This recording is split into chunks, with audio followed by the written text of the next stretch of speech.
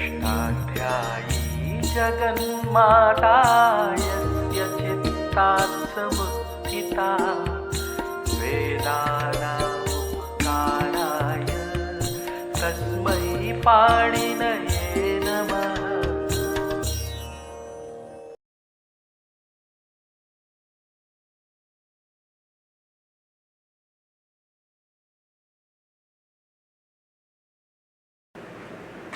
नमः पाणिनये। हम लोग पौष्पी प्रक्रिया के अनुसार धातुओं से प्रत्यय लगाने की विधि पर विचार कर रहे हैं। अभी तक हमने अदादिगण के आकारांत धातुओं के 4 लकार, साधातुक लकार, लट लोट लंग विधिलिंग, इनके रूप निष्पन्न कर लिए। अब यथा प्राप्त हम इकारांत धातुओं के साधातुक लकार बनाएंगे। इणगतौ धातु है अदादिगण में, नकार की संज्ञा हो जाती है। नकार की संज्ञा का प्रयोजन केवल यही है कि इणो यौन सूत्र की प्रवृत्ति करना, और कोई प्रयोजन अनुबंध कृत वहाँ पर है नहीं। हमने जो अंग कार्य पढ़े हैं 4 हिस्से में विभाजित करके, हलादिपित, अजादिपित, हलादियपित, अजादियपित, ये 4 वर्ग प्रत्ययों के अपने सामने हम रखें। और सामान्य सिद्धांत जो है अंग कार्य का कि पित प्रत्यय परे होने पर हम अंत के एक को और उपधा के लघु एक को गुण करें, और पित प्रत्यय परे होने पर गुण को न करें। पित सुगुण अपित सुगुण निषेधा, ये सामान्य सिद्धांत जो है इसको बुद्धि में स्थिर करके आगे इसके बाधकों का विचार करते हुए हम चले। तो इण धातु है, अदादिगण का है, इसके सामने खड़े हैं प्रत्यय 74 जो 4 लकार के हैं, और 74 के होंगे। धातु केवल परस्मैपदी है तो केवल परस्मैपद के प्रत्यय इसके सामने खड़े हो जाएंगे आकर के। और चूंकि धातु अदादिगण का है और प्रत्यय कर्ता अर्थ में साधातुक है, तो बीच में विकर्ण आएगा कर्तरी शब्द, और अधिप्रवृत्तिभ्य शपः से उसका लुप हो जाएगा। तो 2 ही विभाग बचेंगे, धातु और 3 प्रत्यय। तो धातु जो है प्रत्यय लगने के बाद इसकी अंग संज्ञा है। अब ये एकारांत अंग है, और एकारांत अंगों के लिए सामान्य सूत्र है सार्वधातुक अर्धातुक से इगंत अंग को गुण होता है। ये गुण कब होता है और कब नहीं होता है? तो पित प्रत्यय परे होने पर होता है और अपित प्रत्यय परे होने पर नहीं होता। तो पित प्रत्यय में इसको हमने गुण किया, ती सी नी तू तासा, ई और ती गुण किया तो एती एशी एमी एतु। और लंग लकार में जब गए तो 8 का आगम होता है। धातु आजादी है तो लंग लकार के प्रत्यय परे होने पर या लंग लकार परे होने पर अजादि धातुओं को 8 का आगम होता है, हलादि को 8 का आगम होता है, लुंग लंग लृंग छोटी दाता से, और अजादि धातुओं को 8 अजादि नाम से 8 का आगम होता है। तो 8 का आगम किया, उसके बाद धातु आया ई, और प्रत्यय है ती, और ती में इतश्च से हमने ई का लोप किया तो प्रत्यय बचा ता, आ ई और ता। अब यहाँ 2 कार्य प्राप्त होते हैं। ता प्रत्यय पित है तो साधातुक अर्धातुकियों से इगंत अंग को गुण प्राप्त होता है, और आटश्च से और ई के स्थान पर वृद्धि प्राप्त होती है। तो यहाँ 2 पक्ष बनते हैं शास्त्रों में, किंतु जो पक्ष कौमुदीकार ने लिया है उसी पक्ष को लेकर हम बात करते हैं, और बाकी पक्षों को यहाँ नहीं उठाएंगे, संकेत कर देंगे केवल। तो देखिए, ये जो तिप प्रत्यय के परे होने पर इगंत अंग को गुण होने वाला है, ये प्रत्यय निमित्तक कार्य होने के कारण अंग कार्य है। और आ और ई, इन 2 के बीच में जो वृद्धि होने वाली है ये संधि कार्य है। संधि कार्य को वारण कार्य कहते हैं। वारण वर्ण के कारण होता है, और अंग के कारण जो होता है वो आंग कार्य कहलाता है। तो आंगम और वारणम, ये दोनों कार्य जब इकट्ठे होते हैं तो वारणादांगम बलिया, ये परिभाषा है। किंतु परिभाषा अनित्य है, कुछ इसको मानते हैं और कभी इसको नहीं मानते हैं, कभी लगती है कभी नहीं लगती है, इसलिए 2 पक्ष बन जाते हैं। तो हम उस सामान्य पक्ष को लेकर चलते हैं जो कौमुदी में कहा गया है कि जब दोनों कार्य एक साथ प्राप्त हो जाएं, अंग कार्य भी और वर्ण कार्य भी, तो हमें अंग कार्य करना चाहिए। वारणादांगम बलिया, वारणात आंगम बलिया। तो हम यहाँ पर गुण करेंगे, इगंत अंग को गुण करेंगे। तो ई को ए बना दिया, उसके बाद हमने आटष्ट से वृद्धि की तो आयत बन गया, आयत बन गया। यदि हम पहले वृद्धि करते तो भी आयत बनता, किंतु अंग कार्य को यदि पहले करना है तो हम ई के स्थान पर ए करके आ से अच परे होने पर, ए परे होने पर पूर्व के स्थान पर वृद्धि का आदेश करके आयत बनाएंगे। इसी प्रकार सिप प्रत्यय में आइस बनाया, सा को सजु शुरू से रू किया, खरवसानी और विसर्जनीय से विसर्ग किया तो आईशी। तो एति, एशी, एमी, एतु, आयत, आईशी, ये 6 बन गए हलादिपित। और अजादिपित में हम गुण करेंगे और उसके बाद ए चो यवा यावा से आयादेश करेंगे। तो ई और आनी, ई को गुण किया ए के बाद आनी का जो अच परे है उसके परे होने पर ये चो यवा यावा से ए के स्थान पर हम आयादेश करेंगे। तो अयानी, अयाव, अयाम। और लंग लकार का अम प्रत्यय जब परे होगा तो 8 ए और अम। 8 है, ई धातु है जिसको हमने गुण किया है तो ए और अम। अब ए को हमने ए चो यवा यावा से अम किया तो बना अयम, और फिर आटष्ट से वृद्धि की तो आयम बन गया। आयम, अवया ई, आ, ई और व, वृद्धि की आटष्ट से तो ऐव, ऐम। जो हलादि प्रत्यय आएंगे वह हम गुण निषेध करेंगे। तो तह, थह, वह, मह, इतः, इथः, इवः, इमः। लोट में तात, ताम, तम, त, इतात, इताम, इहि, इतात, इतम, इत, इयात, इयाताम, इयु, इयाह, इयातम, इयात, इयाम, इयाव, इयाम बन गए। और लंग में जो प्रत्यय आए वहाँ गुण निषेध करके हमने आटष्ट किया तो ऐताम, ऐतम, ऐत, ऐव, ऐम। ये 3 प्रकार के प्रत्यय हुए। हमें सारे प्रत्ययों के रूप नहीं बनाना है, 4 वर्गों को बना करके प्रत्ययों के 4 वर्ग, प्रत्येक वर्ग के एक एक प्रत्यय रूप बनाने से सारे रूप अपने आप से हो जाते हैं। यही विधि है। अब प्रत्यय बचे आजादी अपित। आजादी अपित प्रत्यय हैं अंति, तो ई के बाद अंति आया, ये आजादी अपित है। तो यहाँ इनो यण से हम यण आदेश करेंगे। यात्रा कहाँ से आरंभ होगी? देखिए, ई धातु है और अंति प्रत्यय है। सबसे पहले हमको यहाँ इको यण से प्राप्त होता है, क्योंकि इक के बाद अच है, उसको बाध करके सार धातु काल धातु की ओर से गुण प्राप्त होता है।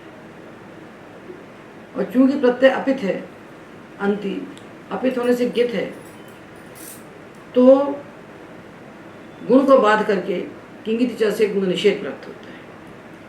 जब गुण निषेध हो जाता है तो वैसी स्थिति में ई और अंति यहाँ हम क्या करें? तो हमारे पास 2 सूत्र आते हैं। आचिष्णु धातु भ्रुवाम योर यंग वंगो, आजादी प्रत्यय परे होने पर, ये जो अचिष्णु में अची कहा है, इस अची के बारे में बहुत अच्छे से सोच लेना चाहिए कि अची का मतलब केवल आज़ादी नहीं है। कौन सा आज़ादी है? तो देखा हमने कि गुण निषेध होने के बाद ही ये सूत्र प्रवृत्त होता है, उसके पहले प्रवृत्त हो नहीं सकता, क्योंकि गुण करने वाला सूत्र पर है। तो ऐसा आज़ादी प्रत्यय जिसके लगने पर गुण होने वाला नहीं है, जिसके लगने पर गुण का निषेध किया जा चुका है, तो गुण निषेधक आज़ादी प्रत्यय परे होने पर धातु का जो इकार, उसके स्थान पर यंग आदेश होता है। यह अचिष्णु सूत्र कह रहा है। तो अचिष्णु से जब यंग प्राप्त हुआ तो इनो यण ने उसको बाध दिया। ये कहता है इन धातु के इकार के स्थान पर हम यण करेंगे और बाकी इकार के स्थान पर तुम्हें जो करना तुम करते रहे। तो अचिष्णु को बाध दिया उसने। और बात करके इण धातु के इकार को उसने यण कर दिया। देखिए क्या है कि अचिष्णु जब कहता है कि ई को ईयंग करो, किस ई को ईयंग करो? तो धातु के ई को। वहां कितनी बातें मांगता है? अचिष्णु को कितने निमित्त चाहिए? पहली बात, उसको इकार चाहिए अंग के अंत में। दूसरी बात, इकार धातु का होना चाहिए। तीसरी बात, उसके बाद आने वाला जो प्रत्यय है वो अजादी होना चाहिए, और ऐसा आजादी होना चाहिए जिसके लगने पर गुण नहीं हो सकता। तो साधातुक प्रक्रिया में क्या मिलेगा? साधातुक प्रक्रिया में हमको मिलेंगे अपित प्रत्यय, अजादी अपित, वही गित हैं, उनके लगने पर गुण नहीं होगा। तो साधातुक प्रक्रिया में इसका अर्थ हम यही मान के चले कि अजादी अपित प्रत्यय परे होने पर इकारांत धातु के ई के स्थान पर इयंग आदेश होता है। ये सामान्य सूत्र हुआ। इसके बाधक दो हैं। इसी प्रकरण में इसके दो बाधक हैं। एक तो कहता है इणो यण, यदि इण धातु का इकार है तो उसको इयंग नहीं होगा, यण हो जाए। और एक और बाधक है, वो कहता है कि यदि धातु का इकार तो है और धातु ऐसा है जिसमें अनेक अच है, अनेकाच इकारांत है, और वो इकारांत जो है अंत का ई उसके पहले संयोग नहीं है, तो यंग नहीं होता, तो यण हो जाता है। अनेकाच असंयोग पूर्व इकारांत धातु रूप जो अंग, उसके इकार के स्थान पर यण होता है। तो यंग के बाधक दो होते हैं, इणो यण और एर अनेकाचो संयोग पूर्वस्य। इन दो को छोड़ करके अजादि प्रत्यय परे होने पर अचिष्णु से इकार के स्थान पर इयंग आदेश होगा।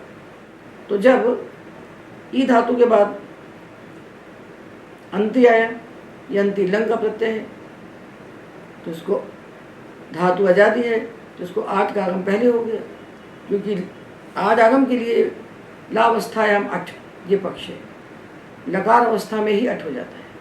तो आठ ई और अन।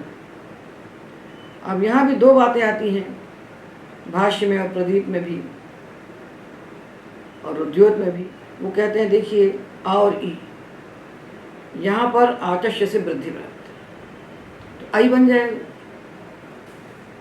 जब आई बन गया तो ई बचे नहीं, अन बचा, तो एचो जब आयावा से उसको आय आदेश कर दीजिए तो आयन बन जाएगा।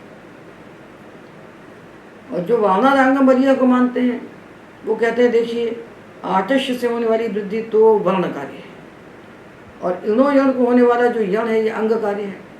और जब वर्ण कार्य अंग कार्य इकट्ठे प्राप्त हो तो हमें अंग कार्य पहले करना चाहिए। तो पहले ई को बना लीजिए आप यन।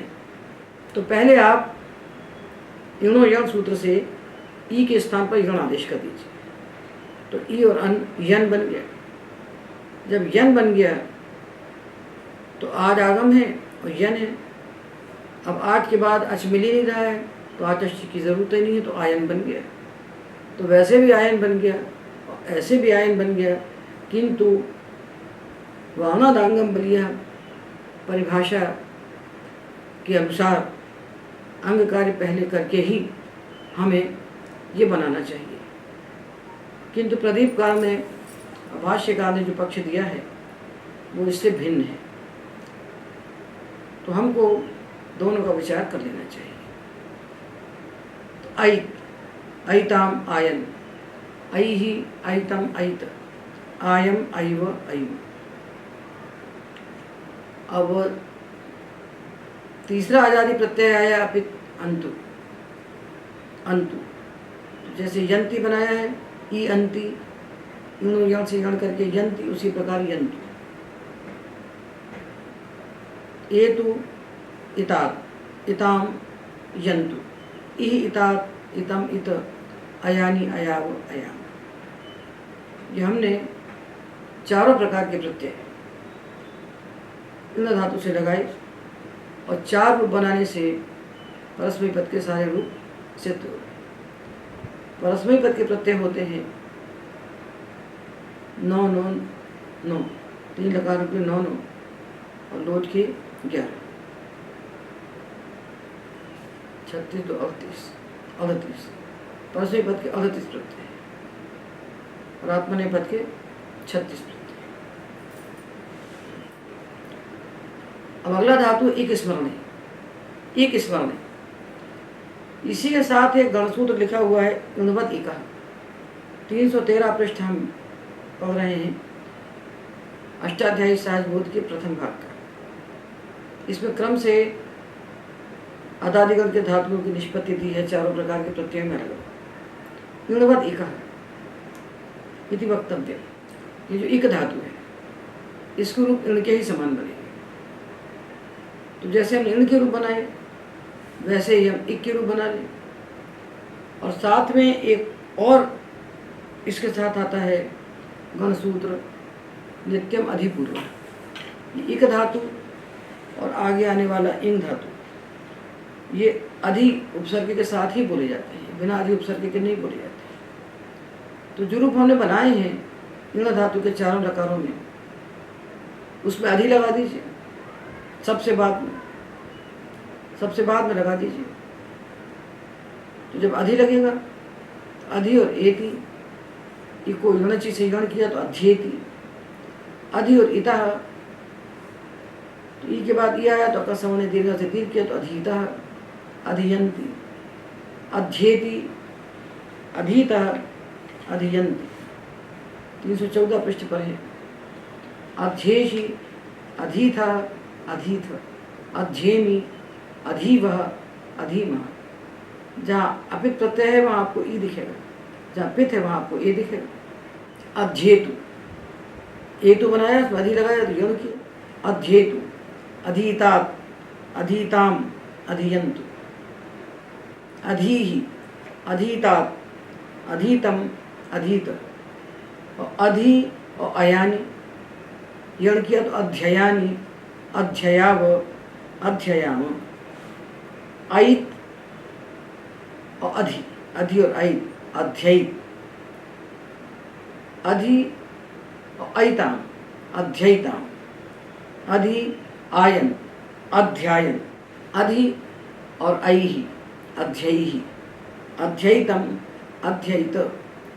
अधि और आयम, अध्यायम, अध्ययिव, अध्ययिम। अब विधिलिंग में हमने बनाया था इयात, इयाताम, इयुः, इया, इयातम, इयात, इयाम, इयाव, इयाम। क्योंकि विधिलिंग के सारे प्रत्यय अपित होने से गित है, तो यहाँ गुण नहीं किए। अब इसमें अधि लगा दिया तो अकस्मण दीर्घ हो गया। तो अधियात, अधियाताम, अधियुः, अधियाह, अधियातम, अधियात, अधियाम, अधियाव, अधियाम। ये एक स्मरणीय धातु के रूप निष्पन्न हो। अब आता इंग अध्ययन धातु। इंग अध्ययन धातु गित है, और गित होने से हम दात गित आत्मनेपदम सूत्र से इससे आत्मनेपद के प्रत्यय ही लगेंगे, परस्वी पद के नहीं लगेंगे। और ये भी है नित्यम अधिपूर्व, ये भी नित्य अधि के साथ ही बोला जाता है। तो अधि के साथ बोला जाता है तो अधि को रख लीजिए, पहले अधि को रख करके और फिर इन धातु ले लीजिए और आत्मनेपद के प्रत्यय लगा लीजिए। जब नित्य में तो साथ साथ लेके चलना चाहिए। अधि, ई और ते। अब ये ते प्रत्यय जो है अपित अपित होने से गित है। आत्मनेपद के प्रत्ययों में आई, आ, वही, आम, वही को छोड़कर सब गित है। तो प्रत्यय के अपित होने के कारण गुण नहीं होगा। अधि और इते, सवर्ण दीर्घ किया तो अधीते। अब अधि, अधि और ई और आते, ई और आते। अब यहाँ भी वही बात उपस्थित होती है कि ई और आते। तो पहले यहाँ हमको करना चाहिए ई और आते। आते प्रत्यय अजाति पे सार्वधातुक है, अजाति पे सार्वधातुक होने से गित है। तो ई के बाद जब आते आया और प्रत्यय गित है तो हमने ई के लिए भी विचार किया कि ई 3 प्रकार का है। ये बुद्धि में स्पष्ट रखना चाहिए। हमने अंगकार में विचार किया, इसका ई 3 प्रकार का है। तो कौन से 3 प्रकार हैं? एक तो हुआ इण धातु का ई, इण। इसके ई को अजादि प्रत्यय परे होने पर इणो यण से यण होता है, तो इसको यण हो गया, ई को या बना, यंती। दूसरा सूत्र है एर अनेकाचो संयोग पूर्वस्य। तो ये नैनी जो है ये अनेकाच है, इसमें 2 अच है, अंत में ई है और ई के पहले संयोग नहीं है। तो ऐसे एकारांत धातु रूप अंग जहाँ ई के पहले संयोग न हो और अंग अनेकाच हो, तो इनको एर अनेकाचो संयोग पूर्वस्य से यण हो जाता है। तो इसको भी या हो गया और इसको भी या हो गया। तो ई अंति, यंती और नेनी अति, नेन्यति, ये 2 हो गए। अचिष्ण धातु प्रभाव से होने वाला इयं किसको होता है? हमें इसका विचार नहीं करना चाहिए। हमें ये विचार करना चाहिए कि इयं कहाँ नहीं होता है। सामान्य सूत्र का मतलब जो सब जगह हो, सामान्य सूत्र का अर्थ होता है जो सब जगह हो। तो सामान्य सूत्र में क्या विचार करना चाहिए, कहाँ ये नहीं होगा, इसके अपवाद कौन कौन से? तो इसके अपवाद हुए 2। तो इयं कहाँ होता है ये हमें जानने की कोशिश नहीं करना चाहिए। इयं कहाँ नहीं होता है हमें ये जानना चाहिए। तो हमने जाना कि इण धातु को इयं नहीं होगा और असंयोग पूर्व अनेकाच इकारांत जो अंग हैं उनको यंग नहीं होगा, 2 को यण होगा। तो इण को यण होगा और असंयोग पूर्व अनेकाच इकारांत अंग को यण होगा। बचा हुआ जितना भी ई है वो चाहे संयोग पूर्व हो, चाहे असंयोग पूर्व हो, चाहे एकाच हो, चाहे अनेकाच हो, क्योंकि वो तो सामान्य सूत्र है सबके लिए, उन सबको इयंग हो जाए। तो ये हमने ई धातु लिया इंग अध्ययने और इसके बाद प्रत्यय लगाया आते।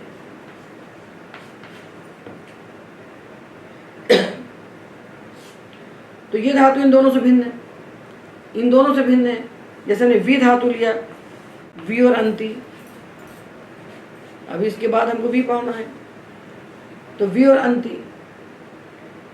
तो इनको क्या होगा आजादी प्रत्यय परे होने पर, वी को क्या होगा आजादी प्रत्यय परे होने पर, ये बताइए कि इन 2 से यदि भिन्न है तो इयं हो। तो ये धातु जो ई है, ये धातु जो वी है, ये इण से भी भिन्न है और असंयोग पूर्व अनेकाच भी नहीं, तो इनको इयं हो जाएगा। तो ई और आते, ई आते, वी और अंति, इसको हो जाएगा वी, वी और अंति वी अंति। ई आते, ई आते और ई अंति, ई आते, ई आते और वी अंति, वी अंति। ये ई जाएगा, इसकी जगह ई हो जाएगी।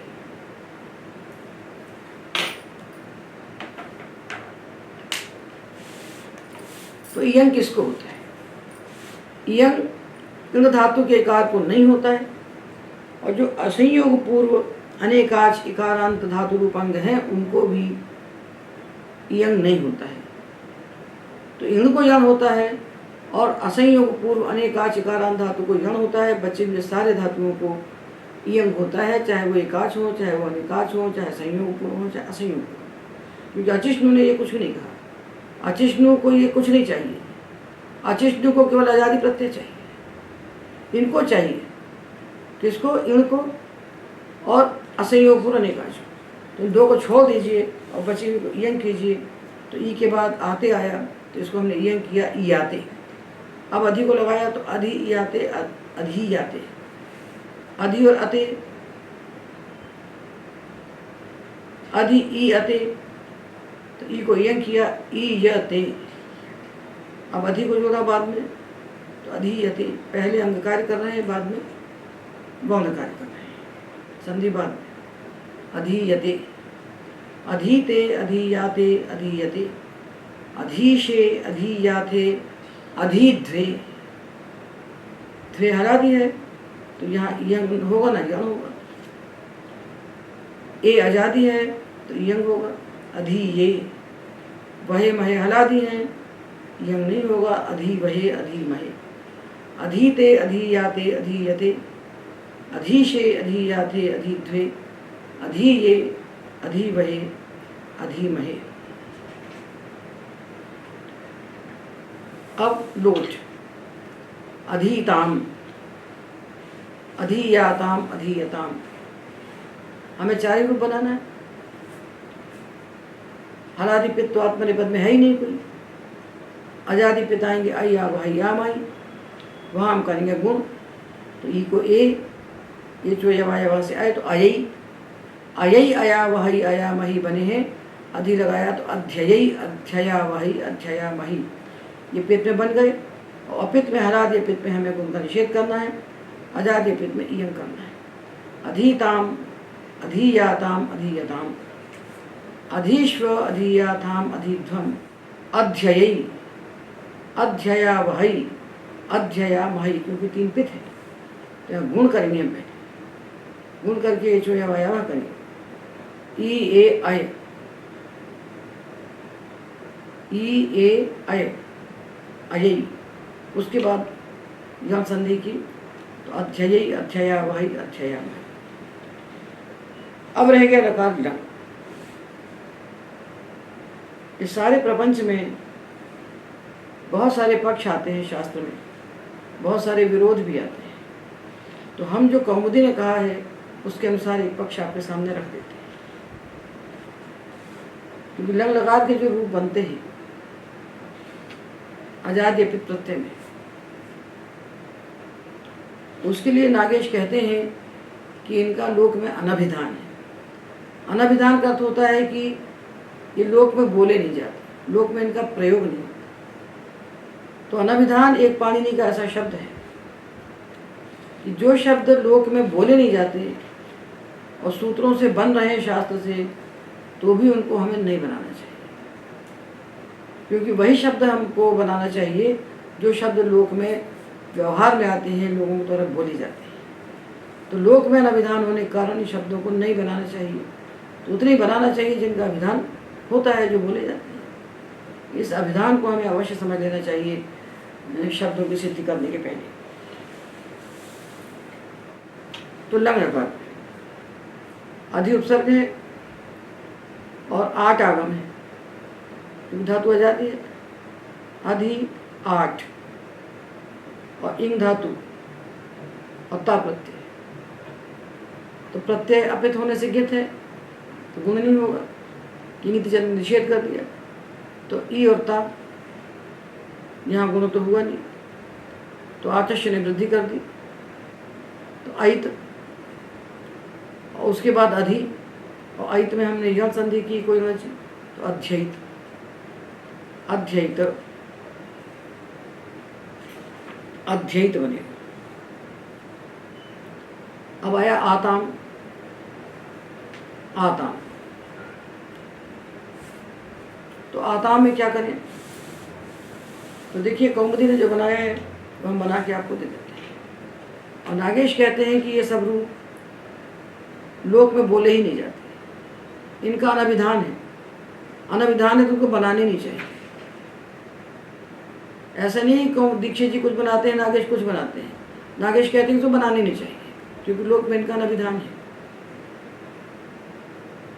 तो कौमुदी में कैसे बनाया है?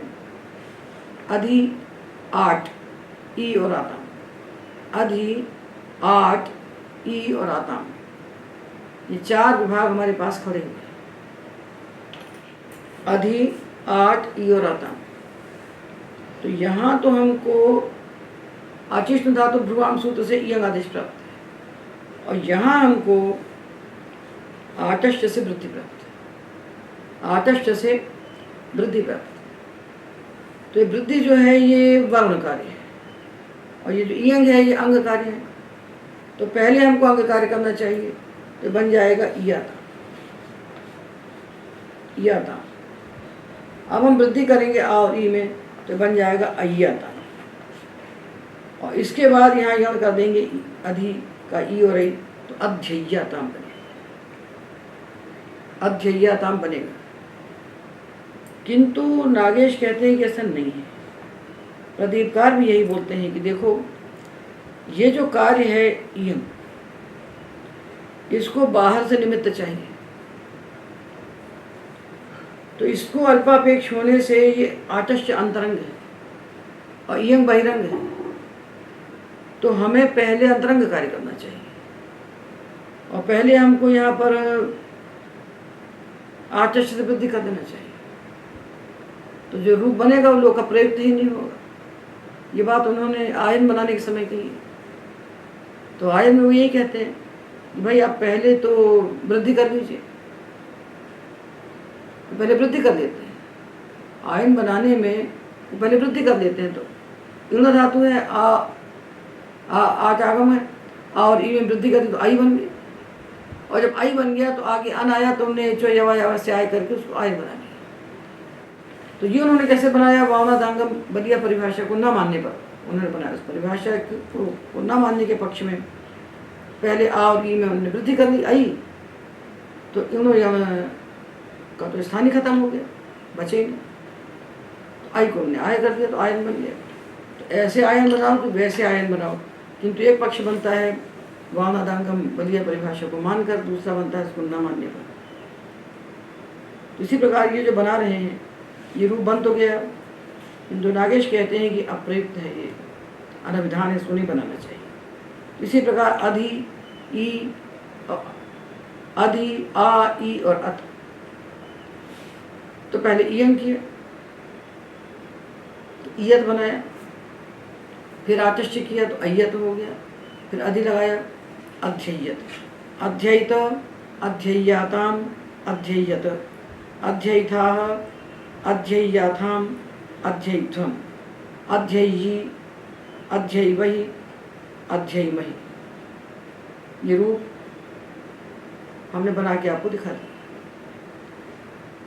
और व्यवहार कैसे करना है तो शास्त्र बताए।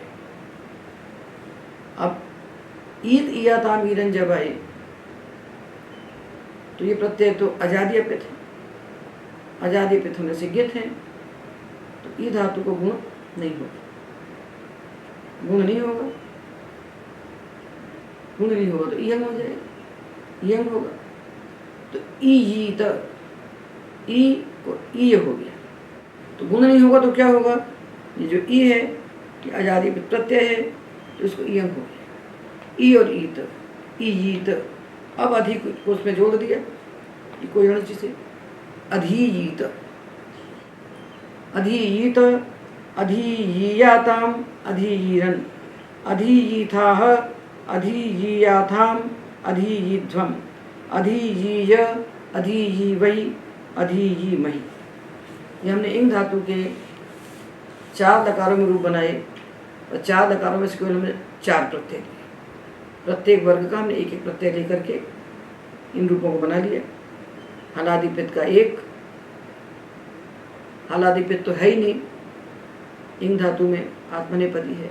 एक अजादिपित का, एक अजादी अपित का और एक हलादी अपित का। 3 प्रत्ययों को लेकर के ये पूरे रूप हमने निष्पन्न कर दिए।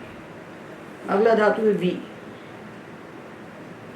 ये वी धातु ईकारांत है और परस्मैपदी है, तो इसमें केवल परस्मैपद के प्रत्यय हमें लगाना है और गांठ बांध के रख लेना है इस बात को कि पित्त में हमें गुण करना है, अपित्त में गुण नहीं करना। तो पित्त में गुण किया, इगंत अंग है तो वेति वेशी वेमी, वेतु अवेत अवेह, वेति वेशी वेमी वेतु अवेत अवेह। ये 6 प्रत्ययों में गुण हो गया हलादी पित्त में। और आजादी पित्त में भी गुण हुआ, किंतु वहाँ गुण होने के बाद केचो या वायावा हो गया। तो वी आनी, वे आनी, वयानी, वयाव, वयाम और अम में अवयम। ये हलादिपित और अजादिपित हो गए। अपित में गुण नहीं करेंगे, हलादी अपित में किंगी तिचा से निषेध हो जाएगा। तो वीता, वीथा, वीथ, वीवह, वीमह, वीता। लोट में वीताम, वीतम, वीत, वीहि, वीतात, वीतम, वीत। और लंग में अवीताम, अवीतम, अवीत, अवीव, अवीम। और विधिलिंग के सारे अपित हैं तो गित हैं। वीयात, वीयाताम, वीयुः, वीयाह, वीयातम, वीयात, वीयाम, वीयाव, वीयाम। अब रहे अजादि अपित प्रत्यय। अजादि अपित प्रत्यय हैं और धातु इकारांत है। किंगित ने गुण निषेध करके रख दिया। तो हमारे पास गुण निषेध होने के बाद अजादि अपित प्रत्यय परे होने पर दो रास्ते होते हैं, इयं करें कि यं करें। दो में से एक हमें चुनना है। तो हम इसको बहुत अच्छे से विचार कर चुके हैं कि हम कहाँ इयं करें और कहाँ यं करें। इयं कहाँ करें ये विचार हमें नहीं करना है। इयं कहाँ नहीं करें ये विचार हमें करना है। तो हमने देखा कि इण धातु को तो यं होता है, इकारांत धातुओं में से इण को तो अजादि अपित प्रत्यय में यं होगा।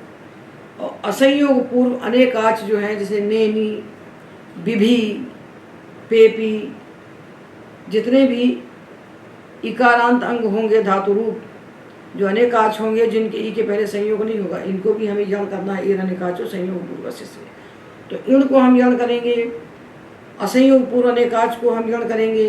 और बचे हुए जो इकारांत अंग होंगे धातु रूप, वो एकाच होंगे कि अनेकाच होंगे कि असंयोग पूर्व होंगे कि संयोग पूर्व होंगे, इस कोई विचार किए बिना बचे हुए धातुओं को हमको यं करना है। तो वी के बाद जब अंति आया तो यहाँ हम वियंत कर देंगे, क्योंकि वी धातु ना तो इण है और न असंयोग पूर्व अनेकाच है, इसलिए इसको हम यं करेंगे। तो वी अंति वियंत। अब ये पूरे रूप बन गए। वेति वीता वियंति, वेशि वीथा वीथ, वेमि वीवा वीमा। हमको तीता अंति के रूप बनाने नहीं चाहिए, क्योंकि ती अलग प्रकार का प्रत्यय है, हलादि पित है, और जो तस है ये हलादि अपित है, अंति अजादि अपित। तीन रूप कभी एक साथ हो ही नहीं सकते। तीता अंति के रूप एक समान हो ही नहीं सकते। तो ती के बाद ता, ता के बाद अंति बनानी नहीं चाहिए। पहले हमको बुद्धि में चार विभाग करके चार प्रकार के रूप निश्चित करके तब हमें बनाना चाहिए। तो वेति वीता वियंति, वेशि वीथा वीथ, वेमि वीवा वीमा। वेतु वीतात् वीताम वियंतु, वी वीतात् वीतम वीत, वयानि वया वयाम। अवेत अवीताम अवीयन। अवेत, तो ये जो अवेत बना है, ये अवेत के अंत में ता है, ता झल है। तो हमने संधि पढ़ा है झलाम जशोंते। पदांत झल के स्थान पर जश होता है और वा बसाने से विकल्प से चर होता है। तो इस ता के स्थान पर एक बार जष्ट होकर के दा बनेगा और चर्त होकर विकल्प से ता बनेगा। तो अवेत अवेद दो रूप बनेंगे। अवेत अवेद, अवीताम अवीयन, फिर अवेह अवीतम अवीत, अवयम अवीव अवीम। और विधिलिंग के प्रत्यय तो अपित होने से गित है, तो वहाँ गुण निषेध होगा। वीयात वीयाताम वीयुः, वीयाह वीयातम वीयात वीयाम वीयाव वीयाम। अब अदादिगण में एक इकारांत धातु बचा, शींग स्वप्ने। ये धातु गित है। गित होने के कारण इससे आत्मनेपदी प्रत्यय लगेंगे। तो पहले प्रत्यय का विज्ञान कर लें कि प्रत्यय कैसे हैं आत्मनेपद के। तो आई आवही आमही, ये तीन प्रत्यय पित हैं जो कि आजादी है, आजादी पित है। और बचे हुए सारे प्रत्यय अपित हैं।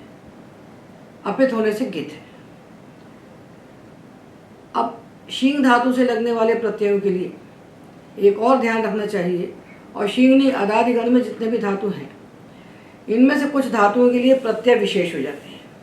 प्रत्ययों में कुछ विशेष कार्य हो जाता है। उनको हम प्रत्येक धातु के साथ या प्रत्येक वर्ग के साथ बताते हुए चलेंगे। तो अभी शींग धातु हमारे सामने आया है। इस शींग धातु के लिए सूत्र आता है शींगो रुट। तो झा से हमने प्रत्यय बनाया है लट में अति। तो रुट का आगम हो गया उसके पहले, उसमें ऊ टा की संज्ञा हुई तो रा बचा, तो प्रत्यय बन गया रते। लंग लकार में हमने बनाया है अत। तो रुट के आगम से बन जाएगा रत, और लोट का प्रत्यय है अताम, तो रुट के आगम से हो जाएगा रताम। तो रते, रत और रताम, ये तीन प्रत्यय शींग धातु के लिए विशेष हो गए। ये तो प्रत्यय की विशेषता हो गई, किंतु रुजागम होने के बाद भी जिसको आगम होता है वही होता है। तो अपित को आगम हुआ है तो प्रत्यय अपित ही रहेंगे, अपित होने से गित ही रहेंगे। तो तीन पित हैं और बाकी सारे के सारे अपित होने से गित है। ये तो प्रत्यय की बात हो गई। अब धातु की बात देखिए कि शींग धातु कैसा है, दोनों को अलग अलग देखना चाहिए, दोनों को देख के ही हम जानेंगे। तो शींग धातु इकारांत है, और इकारांत अंग के लिए हम जानते हैं कि पित्त परे होने पर इसको सा धातु गा धातु के उसे गुण होना चाहिए, और अपित परे होने पर इसको किंग जैसे गुण निषेध होना चाहिए। तो जब हम अपित प्रत्यय इसके सामने बैठाते हैं, शी और आते अथवा शी और ते, तो ते आते आते सारे के सारे अपित हैं। तो शी के बाद जब ते प्रत्यय आया तो जो गुण प्राप्त था सा धातु गा धातु के सूत्र से, उसका किंगित यानी निषेध कर दिया। निषेध कर दिया तो शीते बनने लगा, और हमारा इष्ट रूप है शेते, तो बिना सूत्र बनाए नहीं बनेगा। तो पाणिनि शींग धातु के लिए अलग से सूत्र बनाते हैं, एक धातु के लिए एक सूत्र, क्योंकि उसके बिना बनेगा नहीं। तो सूत्र बनाते हैं शींगा सार्व धातु के गुणा। 7वें अध्याय के चतुर्थ पाद का सूत्र है 21वां।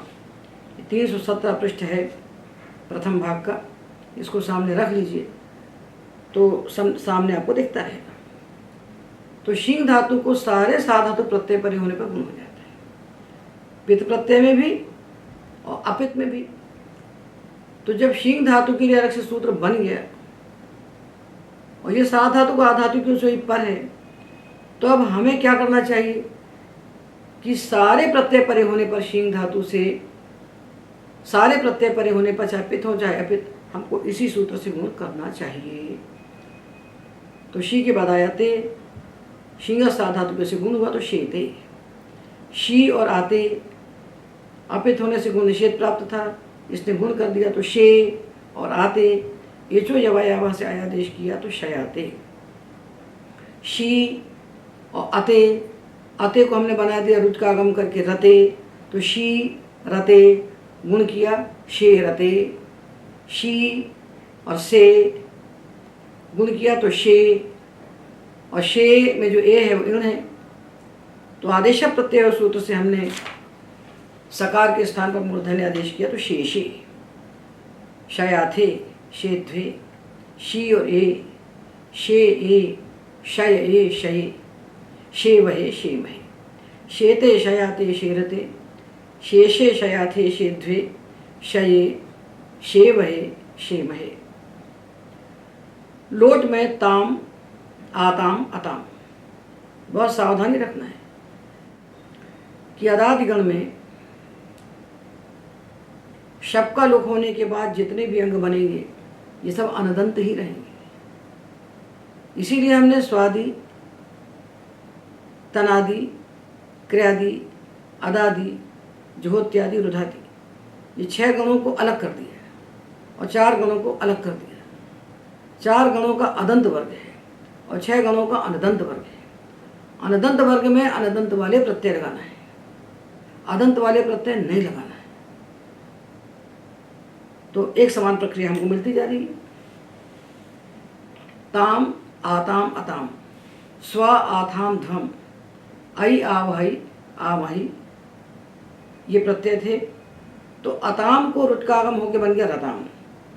तो ताम आताम रताम, स्व आथाम ध्वम, आई आवहई आवही, ये सारे प्रत्ययों में शींग सा धातु के गुणा से हम गुण करते हैं।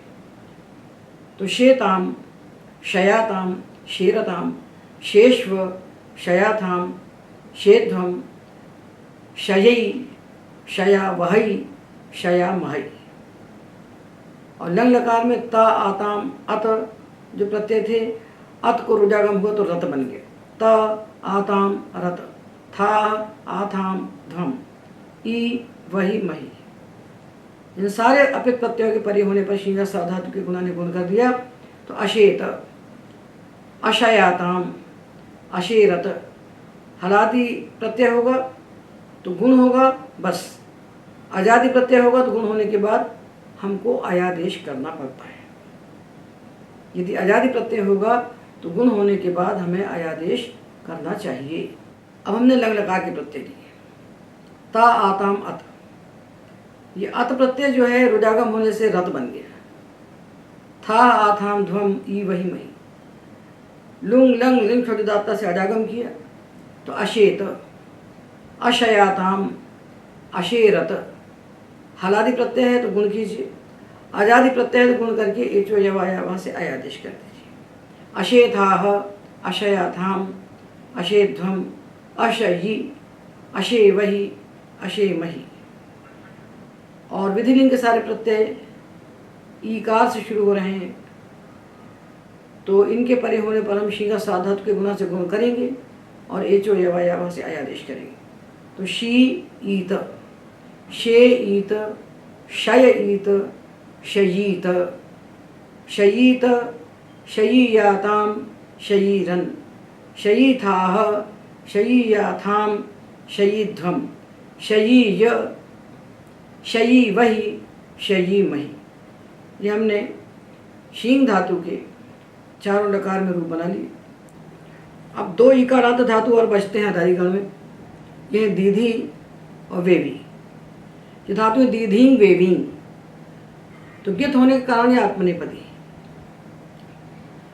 और ये दोनों धातु छांदस है, इनका वेद में प्रयोग होता है, लोक में नहीं होता है। और जक्षित्यादय षट सूत्र से इनकी अभ्यस्त संज्ञा है।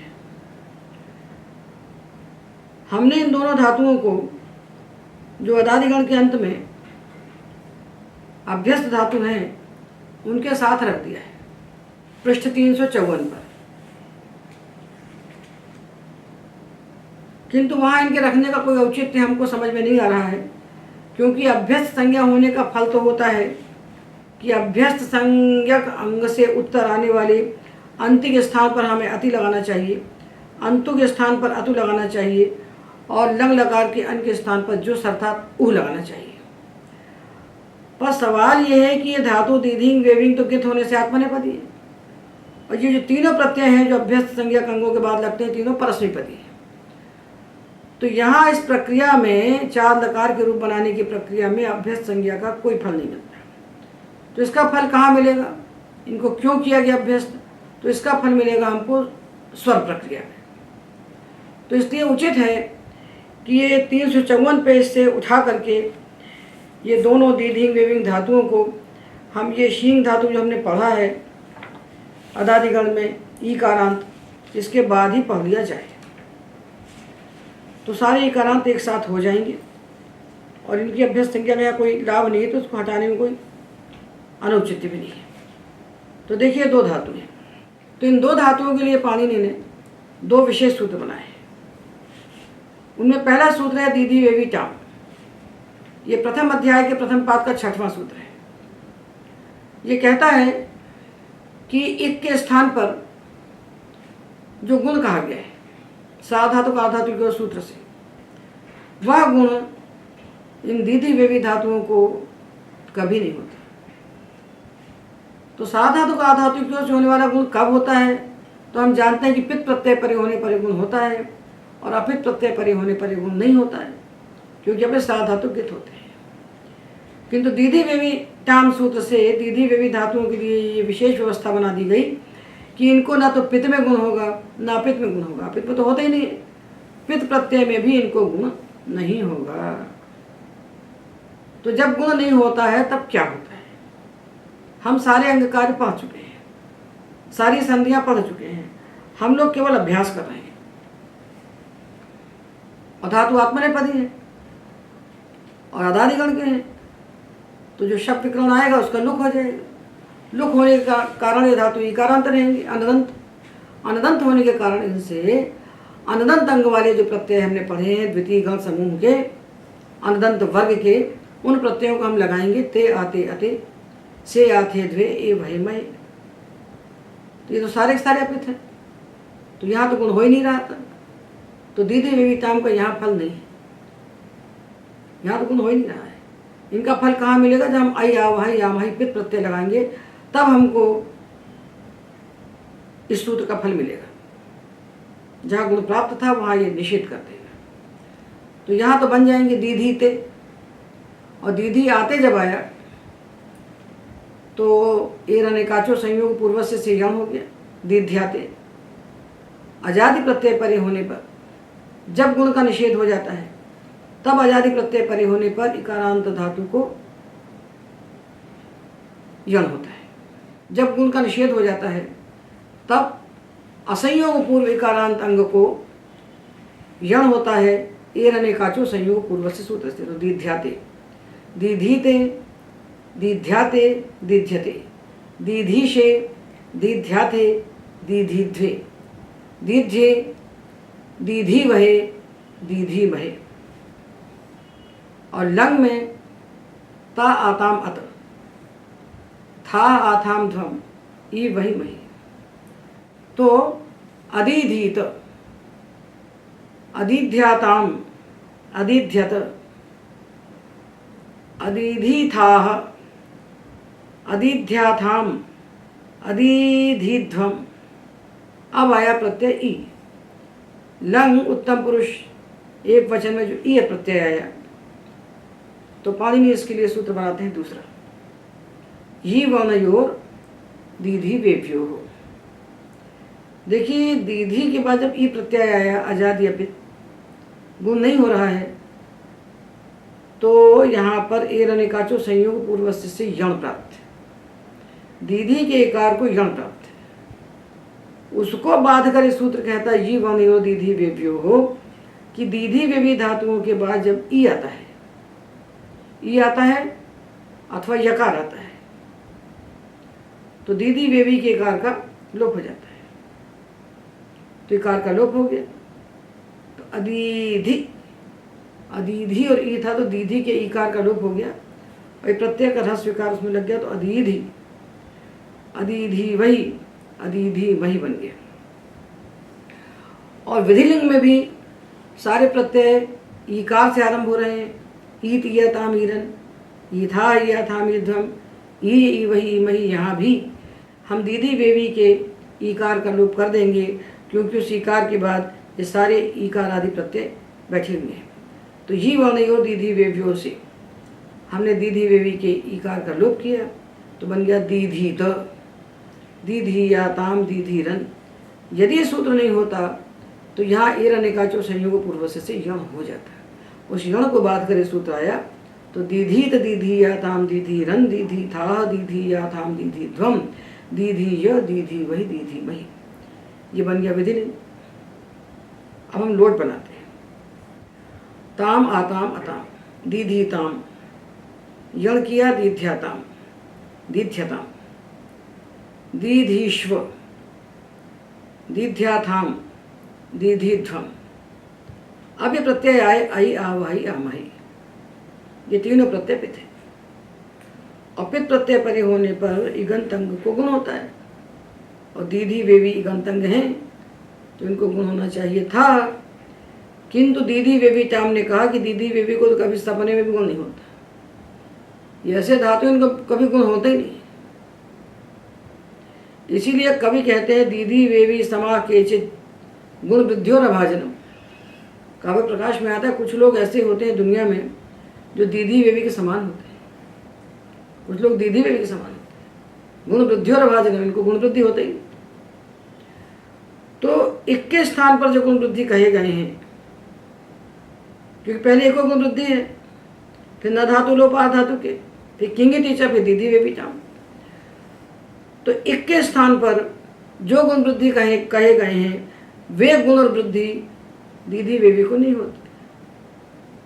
तो ऐसे लोग जिनको ना कोई गुण होता है ना कोई वृद्धि होती है, उनको कहते हैं दीदी वेवी के समान है, इनको कभी गुण वृद्धि होते ही नहीं। तो अब देखिए जब दीदी और आई आया और दीदी वेवी ताम ने कहा इसको गुण हो ही नहीं सकता, तो साधातु का आधातु के सूत्र बाधित हो गया। बाधित जब हो जाता है साधातु का आधातु के सूत्र, तभी अचिष्णु वाला प्रकरण आरंभ होता है। तो अचिष्ट धातु भ्रुवाम ने कहा कि हम इयंग करेंगे इसको, तो इयंग को बात दिया एर अनेकाचो संयोग पूर्वस्य ने। तो एर अनेकाचो संयोग पूर्वस्य ने कहा कि ये तो अनेकाच असंयोग पूर्व इकारांत है, तो इसको हम यण करेंगे।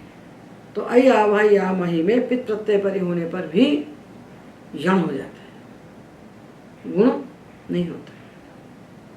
इसलिए यदि हम अचिष्णु सूत्र का अर्थ ऐसा करें कि अपित प्रत्यय परे होने पर यंग वंग होते हैं, और एर अनेकाचो का अर्थ करें कि अपित प्रत्यय परे होने पर यण होता है, तो हम लोग फंस जाएंगे। क्या फंस जाएंगे कि अय आवाह या मही परे होने पर हम यण नहीं कर पाएंगे। 3 सूत्र हमको अटका देंगे, एर अनेकाचो संयोग पूर्वस्य, न धातु लोप धातु के, और भू सुवस्तिंगी। ये 3 सूत्र जो हैं वो हमको फंसा देंगे, क्योंकि तीनों सूत्र पित प्रत्यय में लगते हैं। ये पित प्रत्यय में लगते हैं, अपित में नहीं लगते। भू धातु और सु धातु को जब हमने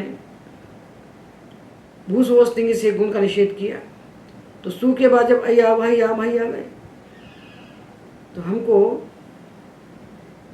उवंग करना पड़ेगा वहाँ, क्योंकि सु धातु अनेकाच नहीं है, ईकारांत है। तो अचिष्णु का अर्थ ये नहीं जानना चाहिए कि अपित प्रत्यय परे होने पर या किद्धित प्रत्यय परे होने पर ये उवंग करता है। एर अनेकाचो का अर्थ भी ये नहीं जानना चाहिए कि अपित प्रत्यय परे होने पर अथवा किद्धित प्रत्यय परे होने पर ये यण करता है, क्योंकि ऐसा अर्थ हम करेंगे तो हम यहाँ दीधी और अय आवाह या मही में यण नहीं कर पाएंगे, और सु धातु से अय आवाह या मही प्रत्यय परे होने पर उवंग नहीं कर पाएंगे। तो ये इन सूत्रों का निमित्त क्या है?